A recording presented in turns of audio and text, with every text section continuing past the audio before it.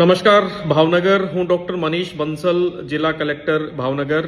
ભાવનગર જિલ્લામાં કાલે 26 તારીખે, આજે 27 અને આવતીકાલે 28 તારીખે ખૂબ જ ભારે વરસાદની આગાહી છે. કાલ સાંજથી લઈને અત્યારે સવારે 10 વાગ્યા સુધી મહુવામાં 12 થી 13 ઇંચ, સિહોરમાં 6 થી 7 ઇંચ અને બાકી તાલુકાઓમાં પણ ભારે વરસાદ છે. તો તમામને મારી વિનમ્ર અપીલ પણ છે અને સ્ટ્રિક્ટ સૂચન પણ છે કે કોઈ પણ સંજોગોમાં પાણીના સોર્સ પાસે કે અનનેસેસરી મૂવમેન્ટ નહીં કરવાની. કદાચ તમને ખબર હશે કે બે પાલિતાણામાં પણ આજે સવારે જ બે માણસો તણાઈ ગયા છે, બાઇકથી ક્રોસ કરતા હતા પાણી.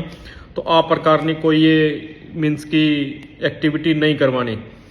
બીજું આ છે કે આપણે જે શેત્રુંજી ડેમ છે એના પણ 59 ગેટો ખોલવામાં આવ્યા છે અને જે 17 ગામો છે, 5 પાલિતાણા અને 12 તલાજાના, આ ગામોને અલર્ટ છે. તો આ લોકો પણ જે ડેમની સાઈડમાં જે વિસ્તાર છે તો એને ફ્લોમાં જે વિસ્તાર છે ત્યાંથી બચવાનું છે. અને એક ટેમ્પરરી 2-3 દિવસનું જે અરબ સાગરમાં ડિપ્રેશનના લીધે છે તો આ જતું રહેશે.